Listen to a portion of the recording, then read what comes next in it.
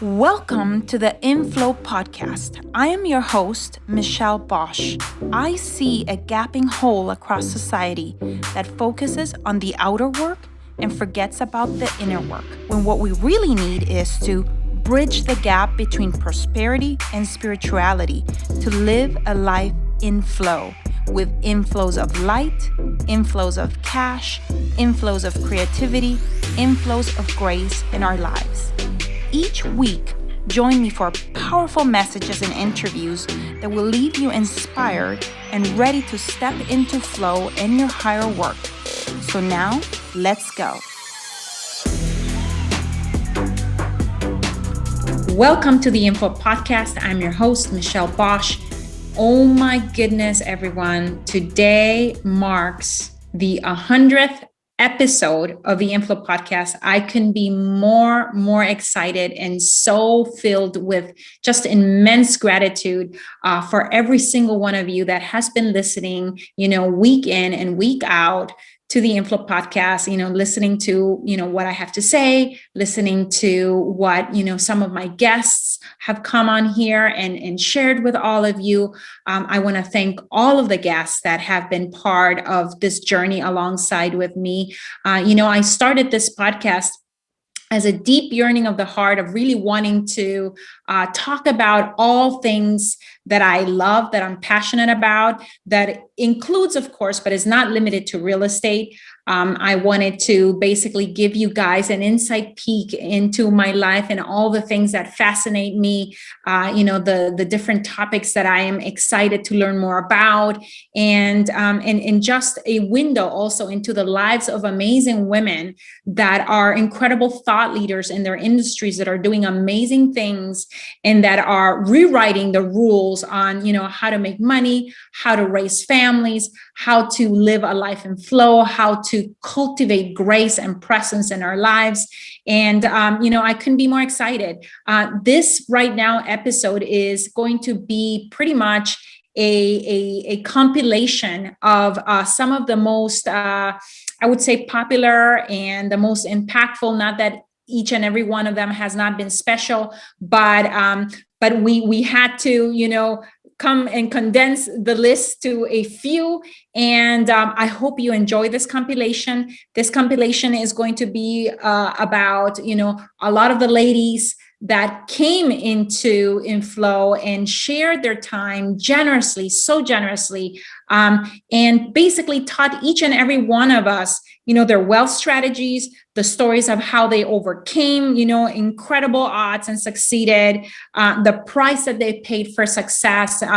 For most of them, what you're going to hear is that they have paid for success with attention, with focus on one thing that they have basically decided to become the best at in their industries, whether that was, in fitness, whether that was in business coaching, whether that was in online marketing, whether that was in technology, whether that was in creating a community for real estate, female real estate investors, whether that was multifamily, you name it, financial strategies, tools out there. I mean, these women just laid it out all here on the court, and they're the best at what they do.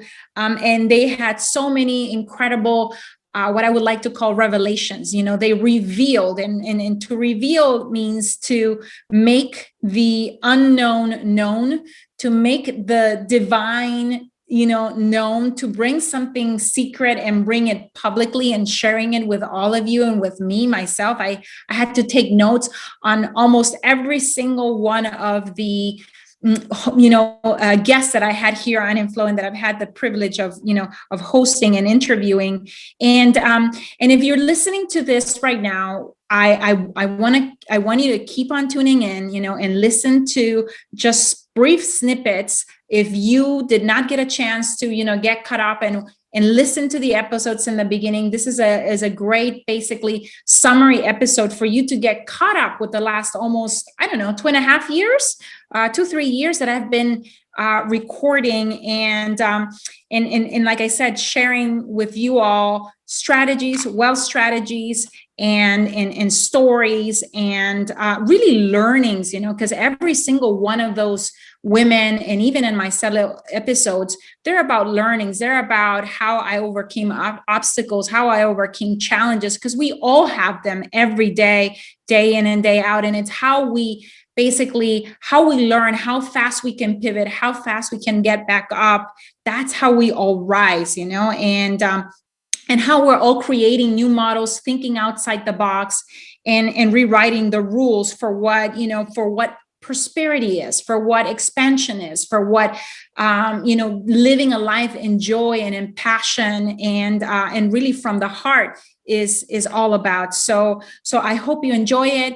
Please, I would greatly appreciate a review. Actually, I want to start a contest, and in this episode, if you would share this episode in your social media, in your stories, in your post, and you send me a screenshot, and you leave me a written review and send me a screenshot as well, I would love to extend to all of you, that participate in this, the ability to be part of a drawing where I'm going to be giving away, in 1 hour session of coaching session with myself, as well as a scholarship going towards one of our home study course in our land profit, that follows our land profit generator methodology. So leave me a review. Send me a screenshot. That's number one. Number two, share in your stories or share in your walls on social media. Send me a screenshot, and you'll be entered to win. The winner of the of the challenge I would announce in a couple future episodes, and celebrate you as well. And so thank you, and I hope you enjoyed this compilation. Thank you so much from the bottom of my heart for listening, for tuning in, for just wanting to be a part of this journey of expansion, of growth that I am in right now. And I couldn't be more happier. Nothing brings me more joy every single week, thinking about, okay, what has transpired? What can I leave behind? What clues can I leave behind for someone else that might be in my exact same situation? And it's been this deep yearning of the heart to serve, to give back. And it's been an amazing ride. And I couldn't express with words how grateful I am for all of you that have been tuning in. So thank you so much, and enjoy this compilation.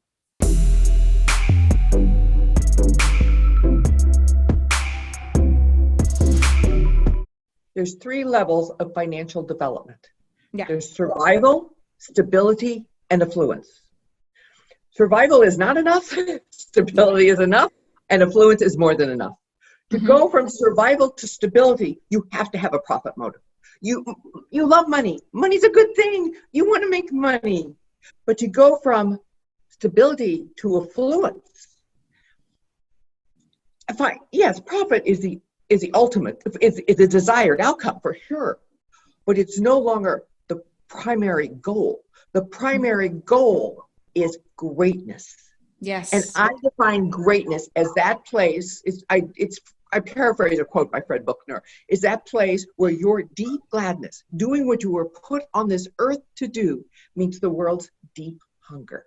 And that is sacred success. And sacred success means pursuing your soul's purpose for your own bliss and the benefit of others while being richly rewarded. And it is having that purpose, that higher purpose, along with a profit motive, that will get you through the toughest of times, the stickiest challenges. It will keep you going. Yeah, I love that. And you know what? The very first thing as you were speaking, is, for so many, including myself, I had a period of rediscovery, of trying to find out what my purpose was, and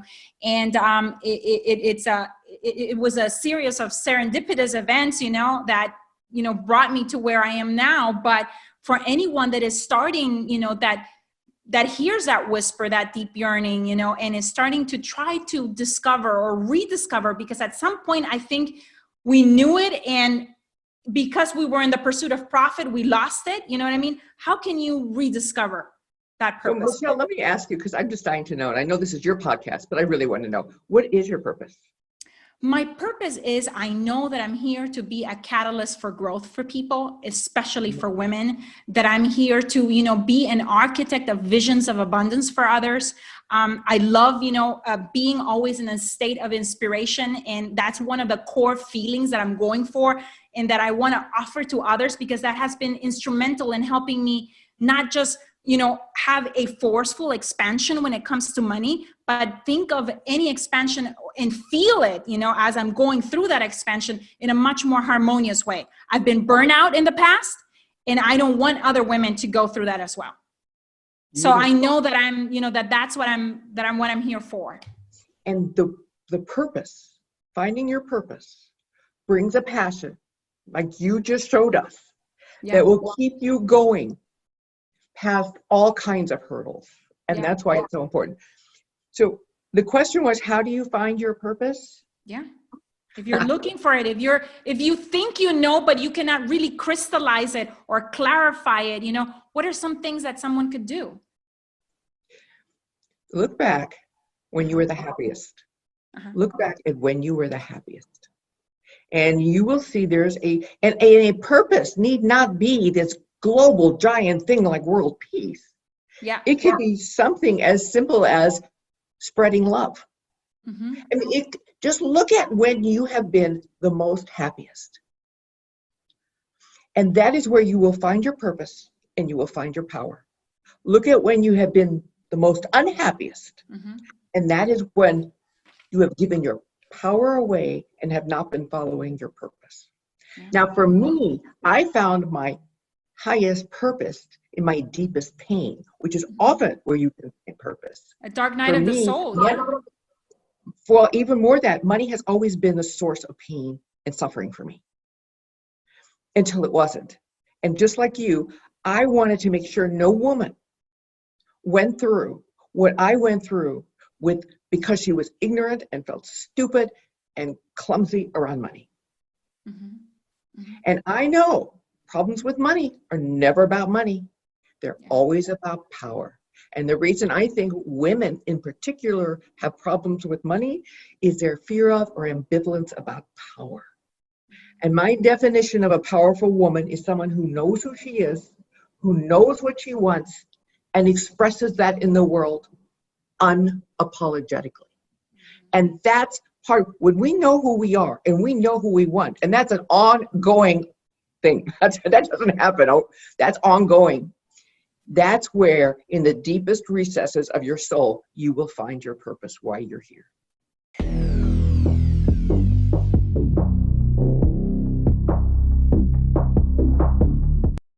What I see a lot of women, and some men experience as well, is they reach a certain point of success where, they actually have reached their goals, because the people I work with are very, very much achievers.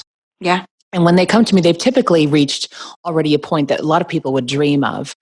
But they have this calling to something either higher or different or greater. And it's not just about a greater goal, usually. It's not just about a higher revenue or more people in there. The game kind of becomes stale to them, and they're ready to try something different. And if they let this become this really juicy time of exploration, of innovation, of letting themselves being creative, they start moving into what I call their iconic work. There's a great book that I picked up several years ago, and it's something I still refer back to with my clients all the time. It's called The Big Leap by Gay Hendricks. And in that book, he talks about we often reach a point of excellence, but we get trapped there when inside we're yearning to be in our genius. And it's more than I can go into on a show. It could be a day-long workshop. If you get that gist, and if some of you are listening right now, you may be like, yeah, like this is all good, but really, what's next? And it's not just some type of spiritual calling or feeling unfulfilled. There's really just something greater to be birthed out of you and to be done. But often we're kind of trapped, though, in what we've created. We've created the machine, we've created the business that works, we've created the coaching program, we've created our niche. And now, though, we want to move either, deeper into that or beyond that, or make what I call a sharp right turn. So as this relates to money, it's a terrifying place to be because you're about to make changes to what has been proven to work for you. And this is where what you're talking about, Michelle, being in the flow is absolutely critical. And it's something that I think we remember in the beginning when this is all exciting. You're like, yeah, I'm going to think positive and set my intentions and really stay in a good place. And then you start building a business, and then you're dealing with a lot of realities. But then you need to get back to that place of remembering that as long as you are tuned in to what you really want and watching your numbers, let's be real. Yeah, yeah, because you have to be grounded. Absolutely. Right, totally. There's a total balance. If you're floating around your upper chakras all day, you're going to be homeless. All right. Yeah. Absolutely. It's all a balance, but we often forget to stay in that mindset during the transition. And when I'm working with clients through this, it's often a terrifying time because they're waiting for that invisible bridge to appear. Yeah, and they don't have a formula to follow. This is something new. I heard you say the words innovation, being creative, and all of that requires you to basically stop some of the planning and let the divine source, God, whatever, kind of like just flow through and help you see what that next big step or that new thing that you're giving birth to is. And there's this give and take of making sure, watching your numbers, but that there is this new thing that is being infused with something magical that is coming about and that you're bringing new into the world. So yeah, it totally goes with the topic of, this entire podcast, which is flow. Absolutely. Now, based on that, tell me a little bit about your experience on the Secret Millionaire show, and can you share how that was a turning point for you and how that changed the trajectory of your business? When we got the phone call about that show, it was probably, I think we had just broken Inc. 500. The business was on fire. We were on track to do like 10 million that year. It was insane. And it was the perfect time for this to happen because what I just shared with you, the excellence versus genius, I was trapped in excellence. I was starting to get a little bored, didn't want to admit it, because everything was great, but I was starting to get a little bored and think, okay, what's next? I bought everything I want to buy. And, I'm checking all the boxes and I'm kind of like, it sounds so cliche, but you are kind of like, now what? And my team said, we got this call from this show they're doing for ABC. And I'm like, ooh, TV. They're like, wait, let me tell you what this involves. Hold on. Hold on. You're going to be living on welfare. You're going to get, taken away from your normal life, kind of living underground for like a week and put in some emotional situations. And at the end of the week, you're giving away $100,000. And my first question was, whose $100,000? This did not sound like a good idea to me. And it was, they said, oh, it's yours. Okay. And the first thing I did was do some research on the show because also remember, this was when, the reality shows, I don't know, are they dying down finally? It seems like there's less of them. This was during reality show peak, like 2011-ish. I'm still with you. I'm still watching the Disney Channel, so I have no idea what's going on outside of that. I never know what's going on. I think The Bachelor's still around. I have no idea why. What a stupid show. And so this was when, all these reality shows are out. And so the first thing I was thinking was no way, because I'm giving away money. How am I going to be portrayed? You sign a 20-page contract basically saying that they can edit this any way they want to. They can edit together words so it sounds like you're saying things you're not. And I had to be prepared to give away that money, even if the show didn't air. So this couldn't be done just for publicity or for promotion. Like I had to do this for the experience. And so I did a lot of research on it. The show had been done already in Australia, which is kind of funny now that I think about it, because this is before I met Brett, my husband, who's from Australia. And something about it, I just kept sitting with it. And I told my team, I said, I'm going to do it. And I felt like I needed something to kind of shake me up, something exciting again. And it's like when you're looking at the map on your phone and it gets stuck, the GPS, and you have to shake it. I felt like that's what I needed. And it was a wake-up call for me when, halfway during the week, I actually was enjoying it so much, I didn't want to come back. And what I mean by that is I hadn't had that space and time to really just be with people and connect with people and have amazing conversations and not be scheduled from dawn to dusk and be responsible for so much. So, you'll see on the show, you will see me transform. If you have, I think it's still on Hulu and I think it's on Amazon. It's like $4. If any of you really hate it, I'll give you your money back. But you will see me transform in that show.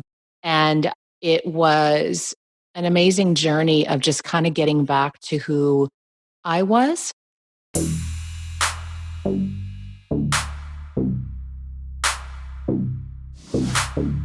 Now, if you were to give, one piece of advice, to a woman or just to anyone out there, what would that be? I mean, if I was it might be easier if I think of it as talking to like myself a year ago. Yeah. Don't be afraid to bet on yourself just because you don't have the experience, because the only way you gain experience is through experience. And so you have to start somewhere. I'll draw a little parallel for you because I'm going to talk about something in a universe that I understand a lot better. I'm a guide instructor for whitewater, and it's a very male-dominated area. And so when we have female guides come out, some of the things that I'll talk to people about is, first of all, you're stronger than you think. But the second thing is, we can do things, great things, but we are going to do them differently because we're different. And so like in the guiding world, I focus a lot more on skill and technique with women because you're not going to be able to strong arm something the way that a man does. We're just not built the same, but that's okay. And in the end, oftentimes females make better guides because their skill and their technique is just on point out of necessity. So don't be afraid to just get out there, try new stuff, and figure out what works for you.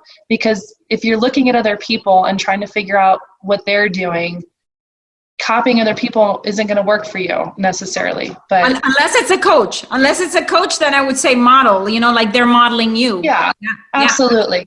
Yeah. And that's the other thing too, when we train people is, you don't just ride in one boat with one guide instructor the whole training. You go in boats with different people and you pick up skills and things from each person, try all the things, and then figure out what works for you. Yeah, absolutely. Because something's going to.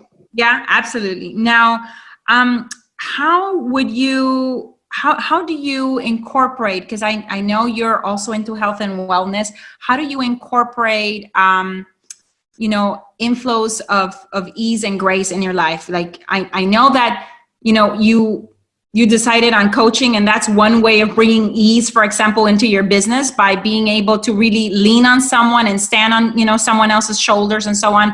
But what else do you do on a daily basis to kind of like bring that ease and grace in your life and stay in faith like you did right now, throughout, the struggles at the beginning, and then turning the corner, once, Mike was, there with you, and so on and so forth? Sure. I came to realize very quickly that I needed to do some things to keep myself on track and to keep myself sane. And so even though I'm not a morning person, I realized that with 2 small kids at home, which I'm sure is the case for a lot of women, if I wanted to have that time to do the things that I knew I needed to do, prayer, exercise, meditation, journaling, I have to get up at 5:30 in the morning.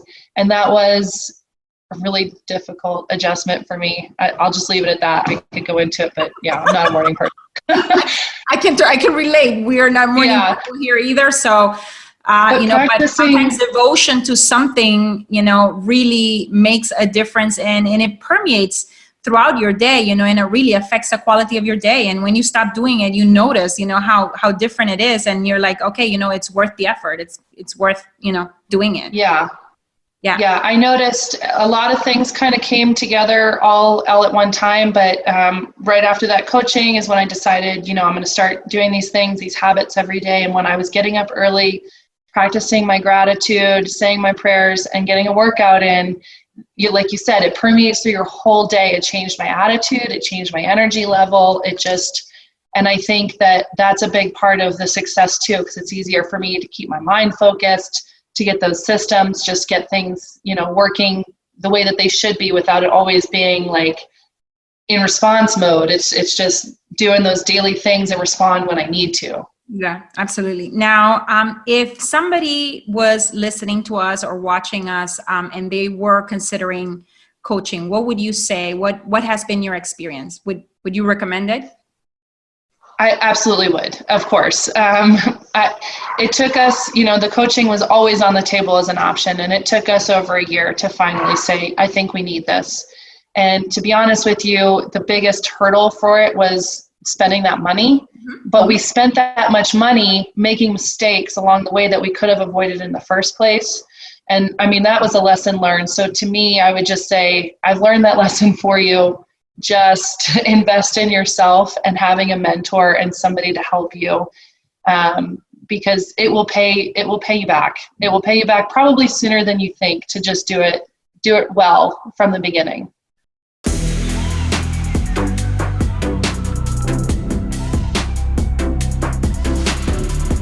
Women need to really start seeing themselves as leaders. And we, in so many ways, the term leader or leadership has been so inaccessible or unappealing and one-dimensional for so long. When you think leader, you're like, oh, it's the CEO of a company, or if it's a middle-aged white man, or it's a head of state. And you also think of it in terms of like, okay, it's leading your career, it's leading a team, it's leading productivity, right? It's leading my business well. And so it's so one-dimensional. And so many of the extraordinary women that I know don't associate with that word. And I think that's one of the biggest problems, is that when we don't see ourselves as leaders, we actually give up our influence and our power and our potential, right? Like, so much as how do we view ourselves and step into who we want to become, right? And the power of who we are. And so just even reframing your relationship with leadership so that you embody it and become one, and raise your hand like, yeah, I want to develop and become a better leader. So I think that's number one, is just like, we got to get women comfortable with the word. Number two is, so we got to redefine it. So for me, we're redefining leadership to be something that's purpose driven, inclusive, whole life integrated, and accessible. So, so whole life leadership, meaning that, I actually, and even if you're a stay-at-home mom, right, or stay-at-home dad and parent, you're leading, you're that's like the original leadership position. Like, you're literally raising and shaping human beings, right? To like, you're also the head of the healthcare at home, right? Like, all the doctor's appointments, you're head of nutrition and food and social development. Like, you're leading already a lot of things. And so, I think of it a lot as, what are all the different life departments that make up our lives? And, so for me, it's like, okay, there's my mental and physical self-care. Like, that's one department. Another one is like my marriage with my husband, because if we're good, our careers are hopefully good, our kids are pretty good. Mm-hmm. Then there's being a parent, then there's being a team leader and leading my company, which is also my social impact. There's leading my finances. So when we start thinking about, I'm in charge of leading all these areas of my life well, that's more sustainable. Right. Yeah. Because business and just work and success, like it was always defined according to a model where there's a stay-at-home caregiver and like a working breadwinning spouse. Like, that's the traditional model we're coming from. Yeah. But now you've got all these women, right? And you've got all these other people that are actually like out earning their spouses, but like you're still managing childcare, you're still managing home, you're still managing. So I think that, we need a more integrated approach. So whole life leadership to me is like, how do I lead and have this, so that nothing, like, so I'm not killing myself running my business and something else is at the stake of my health, at the sake of my marriage, at the sake of my finances, right? Yeah. So that's a big part of it. Yeah.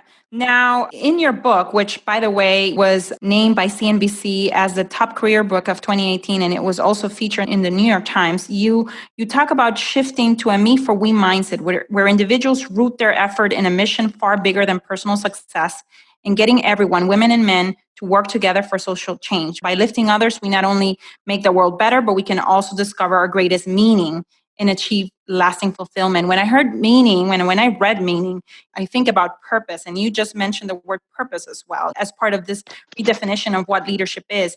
How should we go about finding purpose? Do we ask ourselves, what does God want of me first? Or do we go and work on things that we deeply care about? And by doing so, we find our purpose or meaning. How do you go about that?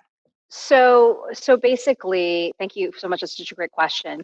So for me, in the How We Rise leadership methodology, so I talk about there's 13 pillars to rise to your highest potential. Mm-hmm. And for me, highest potential is really becoming the how do I help how do you help you become the leader or the person that both your destiny and humanity is calling you to be. Like, I believe there's 7.6 billion people, there's on this planet, but there's only one you, right? And that everything has happened for you. So whether you're 25, 45, 65 years old, everything's really happened for you for you to lead change and become the person that you're meant to become. And for me, pillar number one is basically like starting to get clarity on what your holistic purpose is. And I say holistic because, purpose, we all have many different purposes, and I think it gets Mm-hmm. confusing. So for me, it's like, okay, define, my purpose in my personal realm, which is like my family, my kids, my financials, like all those things that matter to you personally, right? Like, we're all working so hard so that we can provide for our families, right? So that we can provide for our own passion and fulfill ourselves.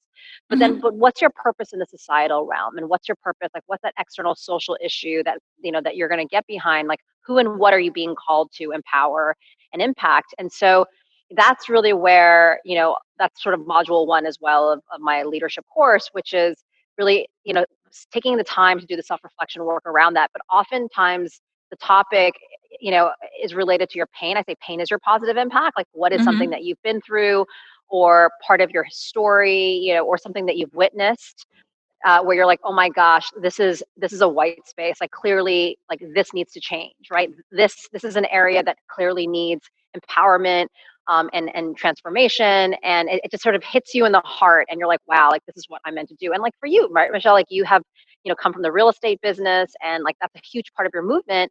Like, your movement in many ways is on the multi-tiers, but for me, it seems like taking on the real estate industry. Like, my girlfriend who runs Girls Who Code, is trying to close the Yeah. gender gap in the tech industry. So, because that's a massive, that's where all the future jobs are, right? And like, you're seeing this massive gender gap, in the real estate industry. And like, oh gosh, within that industry alone, I mean, there's so many different issues, right? I mean, like, what level, like what aspect of real estate, right? To also, economic prosperity is also a big part of your movement. So I think that, once we all do the work and get clarity, it's beautiful, because then you sort of have this North Star and the bigger why behind all the hard work that you put into your life and your work.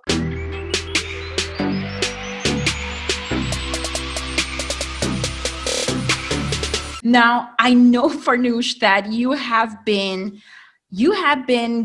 got a little bit of criticism, if not just a little bit, probably a lot. I know that you shared an opinion about women that decide to stay at home, which I've always respected that decision. But at the same time, I'm totally with you in that the moment that you make that decision, that there is something that could inherently go wrong when it comes to dependency, financially, that can translate into dependency emotionally, psychologically, and so on and so forth. So what was that opinion? Tell us exactly the blanket statement that you made out there, and how you've navigated, what's your perspective? Why do you think that? Well, and to be fair, I think this extends to men and women. Yeah, absolutely. Totally agree. The title of the piece, which I didn't choose, but I don't necessarily disagree with, is I don't believe in stay-at-home parenting. And here's why. That was a very controversial piece. Like you, I respect everyone for any decision they make. I think that every decision is hard, and especially decisions that have to do with your family, your career, your life. I mean, life is hard, and there is no easy answer sometimes. But, I think that I just want so much for people when it comes to their financial safety and their financial independence that I think that it is unfair for me to kind of sit back and be like, sure, be a stay-at-home parent. Good luck with that. There are so many things you need to be at least just aware of. And if you're aware of these things and you're still okay with being a stay-at-home parent indefinitely, then okay. My job is just to bring you the information, and hopefully, I mean, I have opinions. I mean, it's not for me. And I think that if a girlfriend were to come to me with this crossroads and say, my husband makes twice as much as I do. Our childcare is basically what I earn. So I'm thinking of stepping out of the workforce to be the primary caretaker. It just doesn't make financial sense. And she's right. It doesn't make financial sense in that moment. Yeah. But the risk that we run often is that we don't think long-term. We don't think about the large implications of us not working necessarily have on our financial security and our family's financial security. It is a fact. Yeah. This isn't, I didn't make this up. It's a fact that when you have a single income household, they are far more likely to experience financial setbacks. Because if that single earner, whether it was the man or the husband or the wife, loses their job, okay, you don't have any income to fall back on. That's one. Number two, when you're not working, and let's say you had a salaried job, when you're not working, you're not just giving up your salary or giving up your Social Security, that getting put into your Social Security for your future. You're not being able to invest in your 401k. And so the grand total of what you're losing financially is far more than what you think is just babysitting money. Yeah.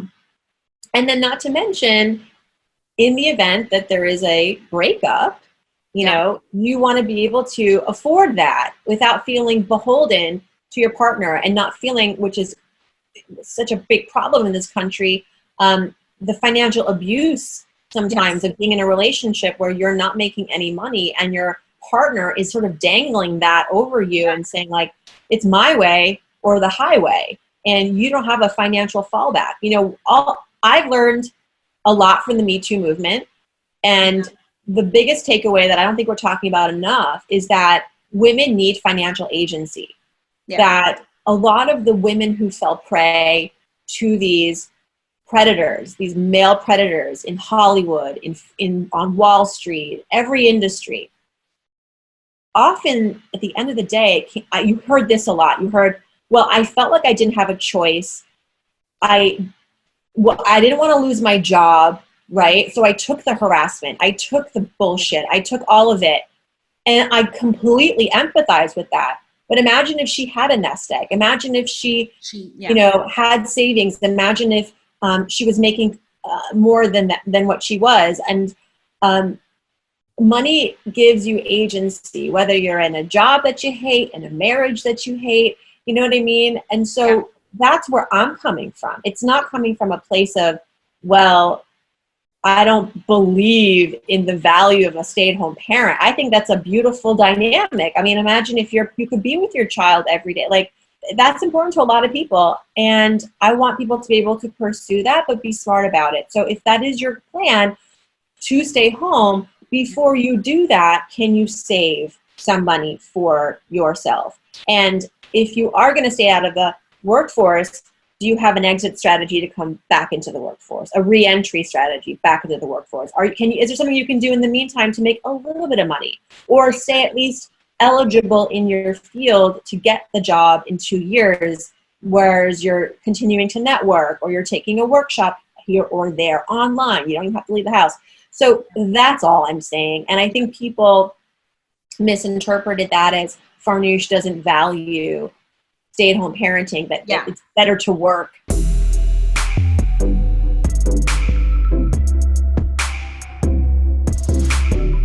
So on the fundraising side, what do you think, what do you attribute your success to? Like, how can you say, okay, very confidently, I'm going to get, $24 million worth of real estate under contract.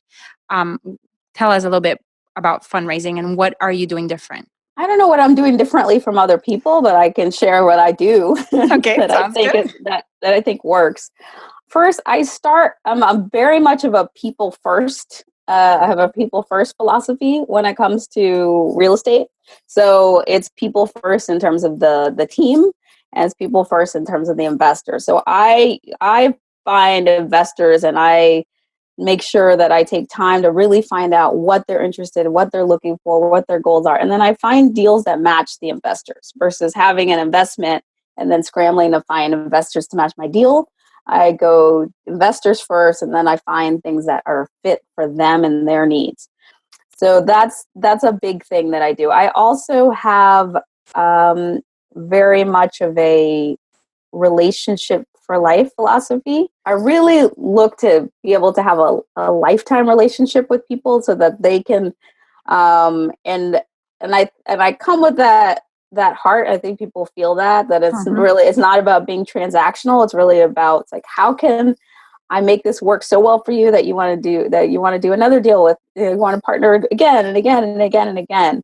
And that's with everybody that I'm working with. You're I have being that really philosophy. transformational to their family, because now, it's a legacy that they're building for their kids. And eventually, who knows, your kids may be working with their kids. Exactly. So and they may have opportunities sometime for me, and it's like or just become friends. It's about, how do you create a lifetime relationship, and coming, I think, with that, like, really the focus on service and creating a relationship for life. So really helping people meet their goals and create their dreams.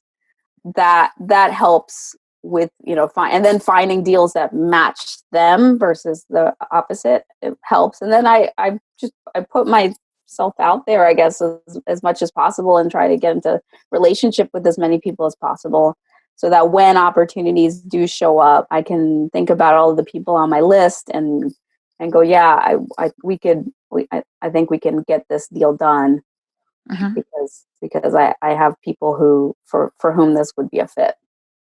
Now, on the deal flow, what do you do on the deal flow to make sure that you have either a steady inflow of good deals, especially right now when it's a time to be acquiring very carefully?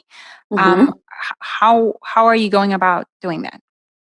Again, people first. So for the most part right now, when we first started, we were doing more of the operations and getting the team and doing everything ourselves. Now I've realized that my real forte is in the fundraisings, and not just my forte, but it's what I'd most love to do.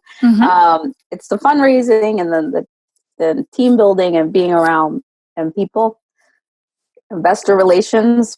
So I've just created relationships with other operators that are excellent at what they do. So the people that, with the industrial, it's an opportunity that friends of ours that we've known for maybe about 5 years now, they are the ones that found this opportunity. They've done, this is probably their 9th industrial project, so they have a great track record. They're excellent at what they do, and so I find people that are really excellent at what they do and could use some more investor money, and I partner with them. Sounds like the kind of way you want to do business anyways. Absolutely. Now, I know that I mentioned earlier that you have acquired and you're managing about 1,000 doors right now, and you just mentioned team building. So on the team building side, what is your superpower? What do you wish you would have known when you started that you know now in terms of team building, and who constitutes the team, for example, in a project like the one that you're taking down right now? Okay, let me break those questions down. I was like, where do I start? So I'll start with what do I wish I'd known let's that start I there. now know. So one of the things that I wish I'd known at the beginning that I've learned is that you work with the best. They don't cost you money. They will make you money. And trying to go with the cheapest is not necessarily the best way to go. So I've learned that the hard way. And often when you're investing and you're thinking, oh, it's like a cost benefit analysis. Well, gee, if I go with this contractor that is this much cheaper than that guy, then look, I'm going to be making that much more money. Not really necessarily factoring in the fact that the cheaper guy may not know what he's doing. That's definitely happened to me. We were like, okay, let's go with this guy. We're going to go with this cheaper person, and he's going to save us money. But he did not know what he was doing. It took us way more time. We spent a lot of money. Then we had to go and hire the more expensive guy who knew what he was doing after the fact to come and fix what the cheap guy, cheap guy, did. So did not end up saving us any money at all. And if we had just gone with the best person at the beginning, then we would have saved time and money, because he knew how to do what he was doing with short. He knew how to get the better deals and had connections, and he was more expensive up front, but he saved us money in the end. Yeah, and it's not coming from a bad intention. I think when we all start, we make, I think, the same mistakes, and it's not from just wanting to go for the cheaper guy. It's the intention behind it is usually you want to be a good fiduciary of your investors' money, and therefore you're trying to save the project money. Now, on the continuing on the team building side, what else are you guys doing to come and bring a fantastic and assemble a fantastic group of people together? Like, who constitutes a team right now in a project like the one that you're working on? Sure. Well, I'll give you one of the best pieces of advice that I've gotten that really helped me build great teams, and that was from this genius woman named Beth Clifford, who's done just I don't know how many billions of dollars worth of development and real estate investing. But she taught me this thing about the 3 C's in terms of bringing teams. So this is something that you look for everybody that you work with. And the first C, and this is the most important, it has to do with character. If you look at somebody's character, like who are they? Because character cannot be taught. Right. So just searching for their character, their integrity, their honesty, whatever is important to you in terms of character. Next is commitment. So do they have the same commitment to the mission, the project, your vision that you do? For us, it's really important, this part character, but it's also commitment. We have a commitment to leave a community and a property better than we found it. And so we need people that can share that commitment. It's not about being slumlords or, like getting the last dollar. It's really about like, we have that commitment. So they need to share that commitment, but also it could be working with somebody that has the commitment to the project. So they're not taking on 5 other things and aren't showing up when you need them to, because they're not committed to doing the work that you need them to do. So commitment. And the last C has to do with capacity. So that's being able to do the work, having that skill set, and that's when it comes to working with the best, right? Having the capacity for what you actually need them to do. So all of those are what I look for when I'm looking at a team.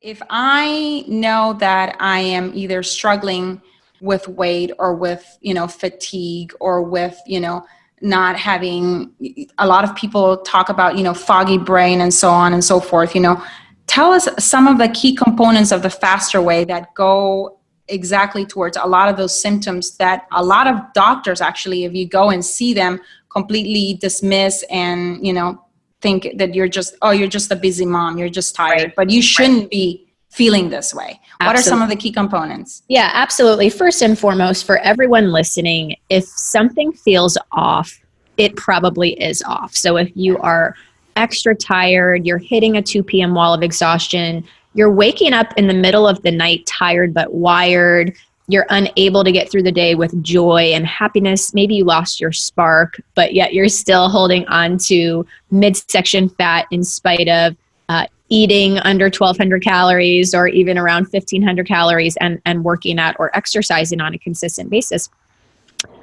Here's the deal. I tell people that there are 3 components for success for long-term fat loss, health, and wellness. One of those components is intermittent fasting. In my program, The Fast Way to Fat Loss, we implement what's called the 16-8 intermittent fasting protocol. And what that means is that we simply have longer periods of fasting and shorter periods of feeding or eating. When we eat food, our bodies use quite a bit of energy to digest the food. When we're at digestive rest, our bodies are able to heal. We're able to boost immune system. There are numerous benefits of fasting. We're able to balance hormones. But the other really important elements of maintaining long-term fat loss, health, and wellness are eating enough of the right macronutrients and micronutrients. And what I often find is that women come to me and they've been under eating, and because of that, they're unable to thrive through the day. Yeah. So we actually track macronutrients and micronutrients in the fastest way to fat loss. And because we're eating more of the right foods, again, we balance hormones, we increase energy. And then the third element for success is that it's vital to be in community. We have an outstanding community with the fastest way to fat loss. Women from all over the world with similar goals, people who are working toward a greater purpose, people who truly want to make a positive impact on the marketplace, on their families, on their communities. And because of that, our ladies are successful. We have people who come and the men too. And the men too. Jack is incredibly thrilled by the support the community. You know, every time he has a question, you know, he goes in there, and whoever is his coach, you know, is super fast to respond. The same, you know, was my experience. So, so yeah. I'm sorry. Keep going. Yes. And community is vital. We have women in their 50s, 60s, 70s. They come through the program and they say, "I have never felt so supportive. I've found friends. I've now been able to connect with people who are like-minded." And so it's just really exciting to watch and see. And what we do in the Faster Way to Fat Loss is that we actually provide a meal plan that our clients follow each and every week. We do a meal plan each week.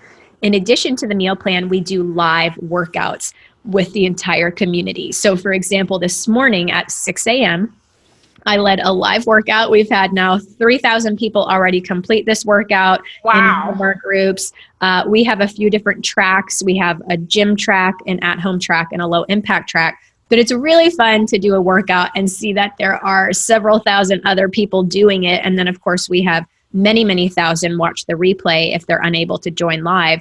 But it's great for us to all be doing the same food log and then the same workout on a daily basis. Yeah, absolutely. And I know, for example, you just mentioned right now, you know, I have ladies in their late 40s, 50s coming. So who is this for? Because I just also, you know, shared with the audience that, you know, Jack has been doing it. I have been doing it.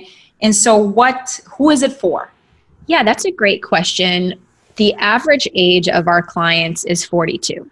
However, we have a fairly wide range. We have anyone from an 18-year-old up to, I have literally women in their 70s and 80s now who are thriving through the program post-menopause. I saw your mom also. Yes, my mom did the program. She recently wrapped up her 8-week round.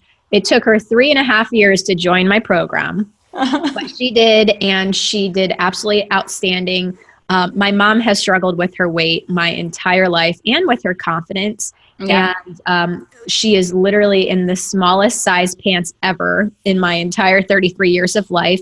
She is thrilled. She couldn't believe that it was working for her. And again, it took her 3.5 years to even invest because she didn't think it would. But it was funny. She would send me these text messages and she'd say, "Amanda, this is for your eyes only. Don't share this on social media.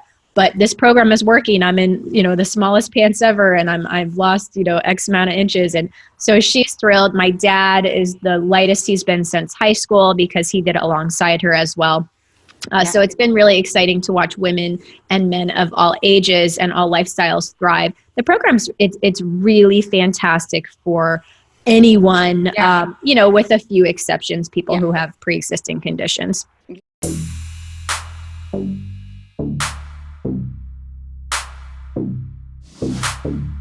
Yeah. What do you attribute your success so far, and what do you think is going to give you that next level of expansion? I heard this term today. I'm going to use it. It's called the white belt mentality. So the white belt mentality, I love that because I can use it again. It's about, even though if you're a black belt, you have to have the mentality of a white belt. Always learning, always revolving. And my identity, if you look at me a couple of years ago, I'm not the same person. My goals changed. You know, my core values is still the same. But the things that I said yes in the past, I'm probably saying no now, are more selective, more aware, more focused on putting myself first. What I thought was selfish before, now it's selfless to me. taking care of my mental health, my physical health, so I can perform and be a spectacular mom, a great friend, a daughter, a friend to the friends that I have. So that to me is my first thing, being a white belt, having a white belt mentality. Yeah. Liz? The things that we've made, we feel like we've helped us be successful. Yeah. I mean, I wrote down two because I like to write things down because I forget them if I don't. But I feel like faith. I mean, faith has been really important to me my whole life, but I feel like you realize your faith or you exercise your faith when things aren't going well or when something isn't working, and you become more connected, if you will, to the universe, call it what you will, universe, God, whatever. But I don't know if I'd be where I am without that. Right. Yeah. So that's just, my relationship with like, God or what have it's you. It's an anchor, it gives you, it gives your soul certainty to move forward. Yeah, absolutely. Yeah, I like that. Soul certainty, move forward. I like that. Really got those nuggets, Michelle, And the second thing is never give up. I mean, I can literally go on for an hour of all the things that have occurred in our business over the years. And there's just been so many times to just this isn't working. Let's just throw in the towel. And I knew that we were on to really good things, and we stuck it through. We made it work. We just never give up. We just, that's not in my DNA. It's not in my husband's DNA. It's not in Jess's DNA. And I think that's another key thing about a partner. I mean, I will persevere until it works and whatever it takes. So I know if it's something comes up, I know with that way of being and with faith, we can kind of deal with whatever. Yeah. Yeah. That perseverance. We call it in our world, you get in line and you stay in line. Yeah. Stay. I like that. So how do you're both incredibly successful real estate investors, women, and how do you bring inflows? And so that is bringing inflows of cash. So I know how you bring inflows of cash in your life. So how do you bring inflows of ease, of grace, of lightness to your everyday? How do you both do that? To me, I will name two things: meditation, for sure, in a daily basis, and a gratitude journal where I really focus on what I am feeling grateful for, not what I should be grateful for. So, different, right?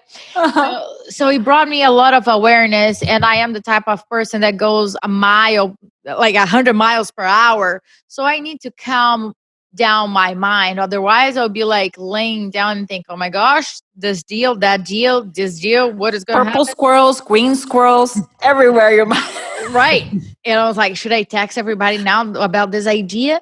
Oh, should I hold? It was like, and I talked to my brain. I was like, dude, calm down. Like, let's sleep right now. You talk to your itty bitty shitty committee and you're like, okay, relax, leave me alone right now. And then I always try different types of meditations, and I was like, I'm not cut for it. But I made a choice. My identity, the person that I want to be in life, the life that I want to have, that person does meditation every day. That person eats healthy every day. That person does gratitude journal every day. That person is not perfect, okay? Makes mistakes, have setbacks and everything, but that's what that person does. So that's what I'm going to do. Yeah, beautiful. Thank you. Sure. Yeah, I think ease and grace have been two things that I've struggled with, quite honestly.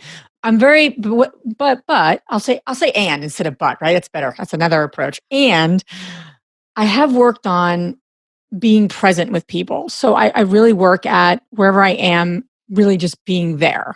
And that does help my grace and ease, I think. I think that does contribute to that. I could always get better.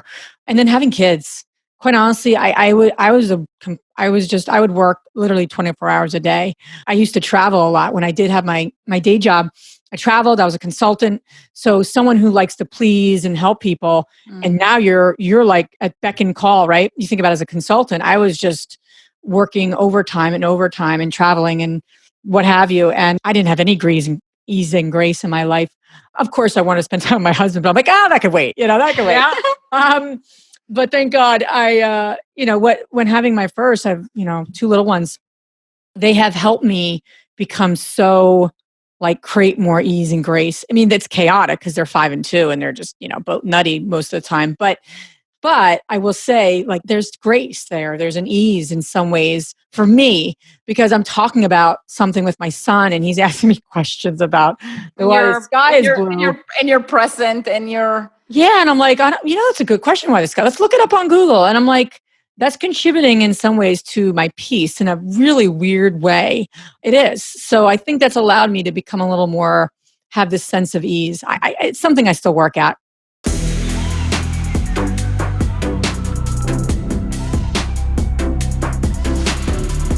When you are a CEO, you have to keep in consideration, there's 4 pillars to business. And the 4 pillars to business are, the why, which is all about you, the leader. Why are you doing this? You're really uncovering your purpose, your mission. What is your vision for your lifestyle, for your company? And what are some of those lifetime goals, foundational goals, lifetime goals, and what do you want that ultimate, legacy to be, ultimate growth legacy to be, for you and for your business. And that's really the why, that's all about the why. And it's so important to think and start with the why, because it all comes from the leader, you as the CEO of your company. The second pillar in a business is the who. And the who, I started alluding to it a little bit ago, is, okay, who am I going to go out there and have them help me collapse time, whether in the form of, a mentor, or whether in the form of actual team members that are going to work for you, VAs, or full-time, person that is going to help you with acquisitions, that is going to help you with dispositions. Acquisitions meaning the purchasing of the land, and disposition meaning the selling of the land. If you want your business to really be self-led, and you want to be the CEO, you're going to want eventually, to have key people, key who's, in those positions as well. And so that's the second pillar of business. The third pillar of business is the what. And that's, you identifying, okay, I have found a strategy. For us, it was land flipping. We focus on that one box. It was focus on one singular activity, which was flipping land and nothing else. No flipping of houses, no flipping of multifamily, no, just land. And that kind of became our strategy, our vehicle. And now we've developed even, a superior X factor approach, to land flipping that now, we share with so many and have affected, and the lives and really transformed the lives of so many people. And that's kind of like the what, what's the strategy? What is that superior strategy? What is that X factor strategy that is really going to propel you forward to, fast forward to a CEO role, even though you're right now perhaps beginning and you're in startup phase, you're in your startup mode. So that's the third pillar. The fourth pillar is the how. How are you going to do this? Or what kind of structure, rhythms of success you're going to follow. What are some things that you're going to stop doing? Because if you're a CEO of a business, you can't be doing everything. You can't be involved in busy movement, in activities that are not really the highest and best use of your time. And so what activities you're going to stop doing is when you think about, this how pillar of business, what are some of the processes, what are some of the metrics that are going to be there in place so that when you onboard a team member, okay, that's another part of the who actually pillar. How will you onboard? Do you have an onboarding blueprint? Do you have a delegation blueprint or formula to delegate? Do you have established a process, and documented that process so that when you bring someone into your business, you can really, begin to start to step out of that day-to-day role and have, that person be groomed into a position where, because they know what they're doing and they have metrics and you've established a reporting model and so on, and a delegation model, that person will eventually, be acting on your behalf and really bringing the, part of the business that they're responsible for forward for you as the CEO of your business. So these are some concepts that, require you to think 10x, and when you start thinking in this way, what happens is that 10x thinking kicks in. You start acting as if, and it's not normal in the beginning. In the beginning, when you start, it's going to you're probably going to encounter a little bit of fear, a little bit of discomfort, a little bit of uncertainty, and how many of us have not experienced that in our lives, and then we do the work that needs to be done, and those things are in the past, and we adjust, and we are now at a new normal. And so 10x thinking, if you've been thinking of 2xing results, it's just going from 2x to 3x to 10x, I'm sorry, and really establishing for yourself a new normal, pretty much, a new normal now in the present and a new normal for the future.